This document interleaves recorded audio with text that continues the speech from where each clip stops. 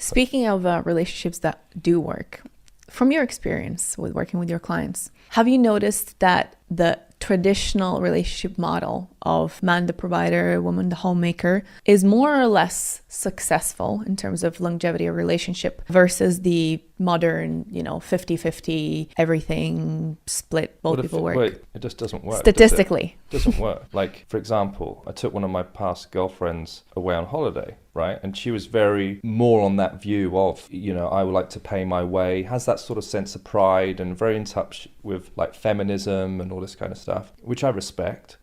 And that trip away was an example of where that ideology didn't work for us, because she quickly realized of the pace of what we were doing, going to nice restaurants, just things just like costing money. And I could see in the moment she was like sort of conflicted with like, with her views and her values based on the reality. And I was just like, look, I just want you to just switch off and just enjoy. Like, which is why you're there. Yeah, like this is our break and it's my treat. And I want you to be rest assured everything's okay. So it depends on your circumstance. But then statistically, it's more the traditional type of formation of a relationship that, from your experience and your client's experience, has worked. Yeah. When working with a client the other day, and he was like, she said, can I get her a cab? And I said to my friend about this, and he was like, no, you should be getting her cabs all the time. And I was like, okay, but where's the advice coming from? Is that friend at the same sort of earning capacity as you are? He says, no. I go, that's his dilemma, not your dilemma. It's a strain on his life because he doesn't have that sort of level of resource to be able to do that. That's his problem, not your problem. This just reminded me of this phrase that I've heard quite a few times now, which is, it's usually the men that don't have the money that are worried about gold diggers.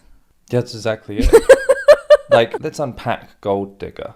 For me, I'm okay with a gold digger as long as they've got a heart. If they haven't got a heart, then I really got to assess what I'm getting. What is even the definition? Let's put things in clear out there, because I feel like there are some terms that perhaps is just treating you as a walking ATM machine, which there's plenty of guys that actually get off on that, by the way. Okay. Like a sugar daddy and all this kind of stuff in the world we live in. So that there is a place for that. But if you've got no respect, no love coming from it. So basically, somebody that is purely looking for the financial aspect. That's it. Yeah, but let's normalize that. Like, I think we need to normalize having financial conversations in our relationships as opposed for them being taboo. Like, it's valid. It allows you then to set goals with each other. It allows you to plan a future. I mean, this part of the podcast might not be valid for people that just want to initially meet people, but it's certainly valid for people that want to take a relationship seriously. And if you're in a partnership where you are talking about like 50-50 and all this kind of stuff, then these are the sort of conversations you're going to be having, because you're going to be working out like where you guys kind of are with things. Yeah, that's very, very true.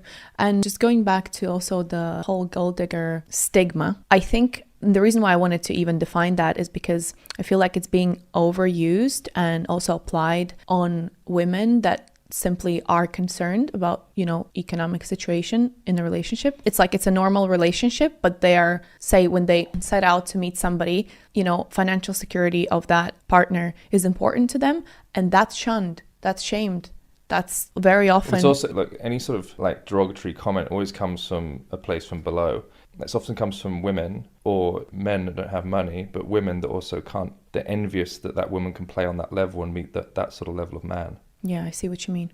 A woman that is encouraged by nicer things and a great way of living, that can be very motivational for a guy to have someone like that in your corner, like versus someone that like is just sort of passively not. I mean, I'm just speaking of like what I feel. As long as they've got all the right ingredients in terms of like love, affection, support, like care and kind, then I'm all for it. Yeah, of course, because obviously we've established that, okay, a gold digger is a person that, man or a woman, that is purely looking for the financial aspect in another person, completely disregarding everything else. But then if it's a person that's looking for a relationship and, looking for intellect, looking for matching values, many other things, amongst which is also some sort of drive and financial stability from the other party, I think that's just being reasonable and having basically your head screwed on. Because if you think about it, you probably wouldn't want to be with somebody that is financially inept and, unable to budget in their own lives and chooses a partner that is unable to do the same. It's all evolutionary psychology. Women are hardwired to be drawn towards the most resourceful man in the room. And why? because you're going to plan a family with this person. That's where it all comes from. This actually